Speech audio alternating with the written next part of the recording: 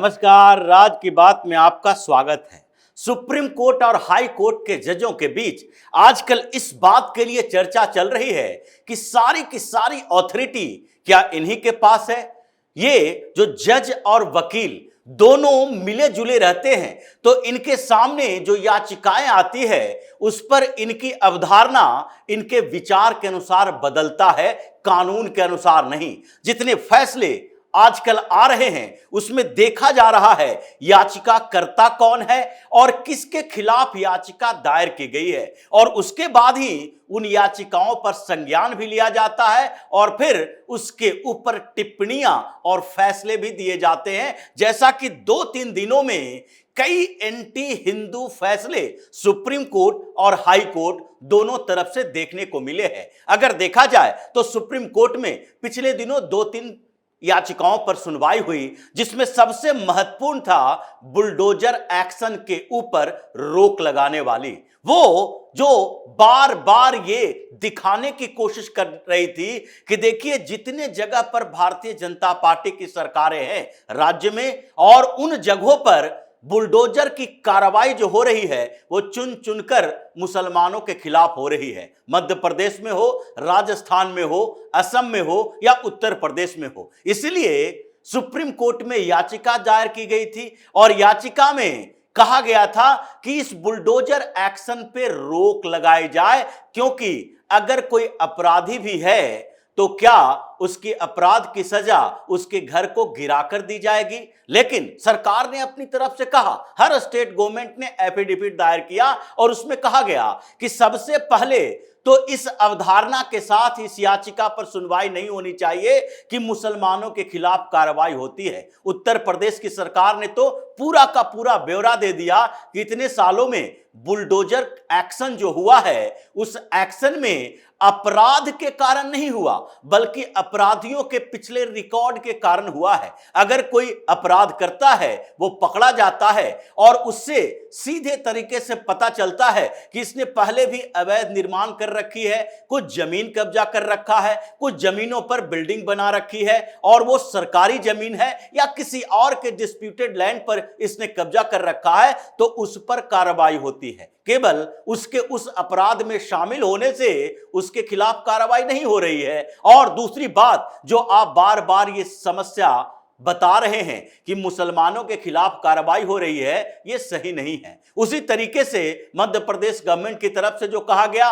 और एसजी तुषार मेहता ने भी कहा कि देखिए जिस तरीके से इस पूरे याचिका को एक धर्म विशेष के लोगों के तरफ मोड़ दिया गया है, क्योंकि ये याचिका ही जमीयत उलेमाए हिंद ने दायर की है, तो इस याचिका में जो कहा गया है मुसलमानों को टारगेट किया गया है, ये मुसलमानों को टारगेट करने वाली कार्रवाई है। मध्य प्रदेश में देखिए 70 दुकानों को ध्वस्त किया गया है और 70 में से 55 दुकानें हिंदुओं की है, यानी कि गैर मुसलमानों की है।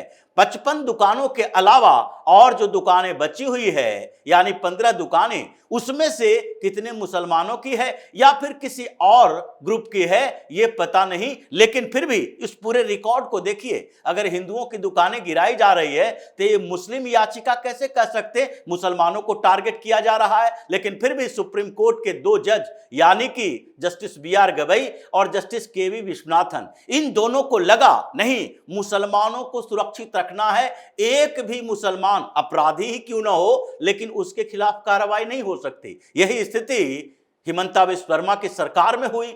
ये जो सुप्रीम कोर्ट में याचिका पर सुनवाई थी उसके एक दिन पहले, जबकि सुप्रीम कोर्ट की उस फैसले में सीधे तौर पर कहा गया था कि अवैध निर्माण पर यह लागू नहीं होता अंतरिम रोक। अवैध निर्माण यानी सड़क में, यानी कंस्ट्रक्शन के कामों में, या फिर रेलवे लाइन पर, या फिर जिसको पहले से नोटिस दिया जा चुका है। लेकिन फिर भी नोटिस के ऊपर जब हिमंता की सरकार ने कार्रवाई शुरू की तो उसमें भी सुप्रीम कोर्ट में याचिका दायर की गई, तत्काल फटाफट सुनवाई और उस पर रोक लगा दी गई। नहीं, अगले आदेश तक आप बुलडोजर की कार्रवाई नहीं कर सकते हो। ये जबकि जमीयत क्या ये याचिका ही है तो इसका मतलब मुस्लिम ओरिएंटेड याचिका है। ये रिट पिटीशन ही वैसी है जिसमें मुसलमानों को समस्या हो रही है और उस पर फैसले फटाफट होंगे, अंतरिम रोक जारी रहेगी और सरकार चाहे जितनी भी कोशिश कर ले करप्शन से निपटने का, अपराध से निपटने का, ये सुप्रीम कोर्ट के जज उन्हें रोकने की कोशिश करते रहेंगे। दूसरी तरफ एक और मद्रास हाई कोर्ट का फैसला आया।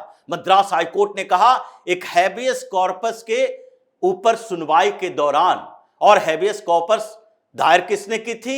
ये दायर करने वाले वहीं के एक व्यक्ति हैं जिनकी 2 बेटियां वो ईसा फाउंडेशन में जाकर संत बन गई हैं और उनको लगने लगा कि वहां माइंड वॉश किया जा रहा है, लोगों को भरमाया जा रहा है और संत बनाया जा रहा है, सनातन धर्म के प्रचार के लिए ये संत बन रहे हैं। तो ऐसे में याचिका दायर की गई कि हमारी दोनों बेटियों को डिटेन करके रखा गया है। ये डॉक्टर एस कामराज ने याचिका दायर की अपनी दोनों बेटी यानी गीता कामराज और लता कामराज, जो उनकी 2 बेटियां हैं, उसे वापस लाने के लिए। दोनों हाई कोर्ट में प्रेजेंट हुई। दोनों की उम्र कोई छोटी मोटी नहीं है। गीता कामराज 42 साल की हैं और लता कामराज 39 साल की हैं और दोनों ऐसा नहीं है कि बिल्कुल गांव से निकली हुई है, पढ़ी लिखी नहीं है। गीता कामराज पोस्ट ग्रेजुएट हैं और वो भी ब्रिटेन में पोस्ट ग्रेजुएट हुई हैं और उसमें भी उन्होंने शादी की थी इंग्लैंड में ही, उनका तलाक हो गया। वो योग सीखने आई और फिर ईसा फाउंडेशन में ही रहने का संकल्प लिया और फिर मॉन्क बनने के लिए वो तैयार हो गई। उन पर कोई दबाव नहीं था। लता कामराज भी कोई छोटी मोटी ऐसा नहीं है कि वो पढ़ाई लिखाई नहीं की है, सामान्य हैं जिनको बरगलाया जा सकता है। वो भी इंजीनियरिंग की हुई है और उसने भी अपनी बहन के बाद वही रास्ता चुना और उनके पिता को लगने लगा कि हमारी बेटियां कैसे मॉन्क बन सकती है, सनातन धर्म के लिए प्रचार कर सकती है, आगे बढ़ सकती है, संतत्व कैसे मिल सकता है इन लोगों को। इसके लिए मद्रास हाई कोर्ट चले गए और मद्रास हाई कोर्ट में इस पर सुनवाई हुई। और देखिए जज साहब किस तरीके का जिरा करते हैं। उसमें इन्होंने सीधे तौर पर कहा कि देखो ये जो संत बनने की प्रक्रिया है उसके बारे में ऐसा नहीं कहा जा सकता कि ये पढ़ी लिखी महिलाएं जाकर वहां बाल मुड़वा लेंगी, गंजा हो जाएंगी और उसके बाद अपने पति से तलाक लेंगी,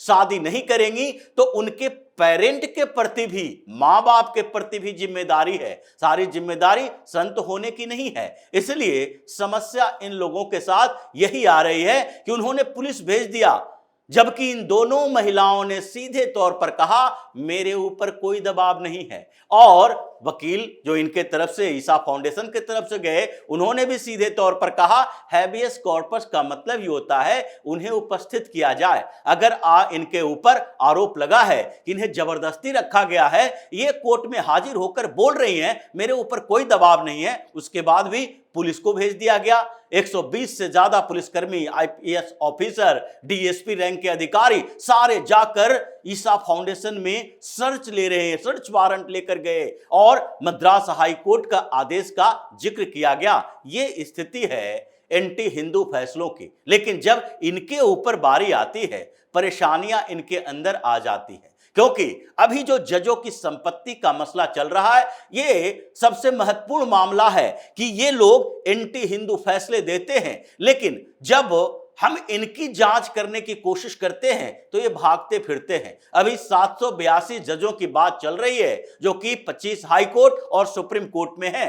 हाई कोर्ट के 749 जजों में से केवल 98 जजों ने अपनी संपत्ति का ब्यौरा दिया है, उसे भी छिपा कर रखा गया है, अभी सार्वजनिक नहीं किया गया, अपने अपने हाई कोर्ट के चीफ जस्टिस के पास भेजा है। उसी तरीके से 33 जज हैं अभी सुप्रीम कोर्ट के अंदर, उसमें से 6 जजों ने भी तो संपत्ति ही छिपा के रखी है। उन्होंने अपना ब्यौरा तो सीजेआई के पास भी नहीं भेजा है, जबकि 27 जजों ने जो ब्यौरा भेजा है उसे सार्वजनिक नहीं किया जा रहा है। सीजेआई कह रहे हैं नहीं, ये इनकी इच्छा पर निर्भर करता है, स्वेच्छा से ये चाहे तो अपनी संपत्ति का ब्यौरा दे दें, ना चाहे तो ये ब्यौरा ना दें, ऐसी स्थिति इनके अंदर है। लेकिन ये अपनी संपत्ति को क्यों छुपा रहे हैं, जबकि parliamentary committee on law and justice ने 7 अगस्त 2023 को ही यह निर्देश जारी किया था डिबेट के बाद कि सारे जजों को अपनी संपत्ति वेब पोर्टल पर रखनी पड़ेगी, जारी करनी पड़ेगी, सार्वजनिक करनी पड़ेगी, ताकि अगर इनकी संपत्ति के बारे में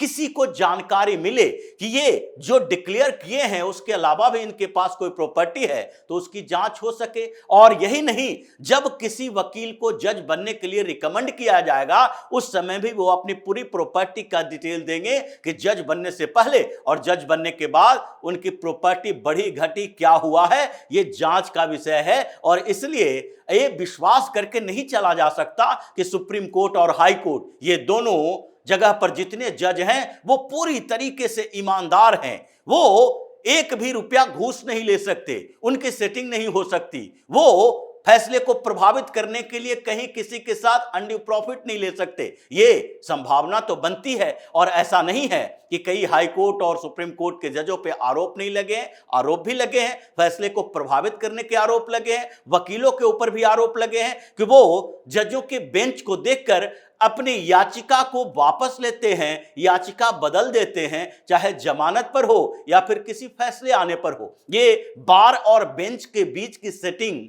छिपी नहीं है। लेकिन ऐसे में अगर सुप्रीम कोर्ट और हाई कोर्ट ये जो हर मामलों में सुओ मोटो लेता है, इस मामले में क्यों चुप्पी साधे हुए है? क्यों नहीं सारे जजों को इंस्ट्रक्शन जारी किया जाता है कि अगर अपनी प्रॉपर्टी का डिटेल नहीं देते हो तो आगे आपके खिलाफ कार्रवाई होगी, आपके पेमेंट रोके जा सकते हैं, जैसा कि योगी आदित्यनाथ की सरकार ने किया। लगभग 40,000 कर्मचारियों का पेमेंट अटका दिया कि आपने अपनी प्रॉपर्टी का डिटेल ब्यौरा नहीं दिया है। इसी तरीके से हर स्टेट गवर्नमेंट भी अपने आईएएस आईपीएस अधिकारियों के संपत्ति का ब्यौरा ले रही है। लेकिन यहां सुप्रीम कोर्ट और हाई कोर्ट के जजों की बात है तो यहां पर सारा का सारा मामला छिपा हुआ है। ये हिंदुओं के खिलाफ फैसले देते हैं, ये मुसलमानों के पक्ष में फैसले देने के लिए जाने जाते हैं, लेकिन अपनी संपत्ति की बात आती है तो ये छिपा के बैठे रहते हैं। ऐसी मनमानी अब चलने वाली नहीं है। अब जल्द ही इसके ऊपर कोई फैसला आने वाला है कि जुडिशरी को किन मामलों में कैसे टिप्पणी करनी चाहिए।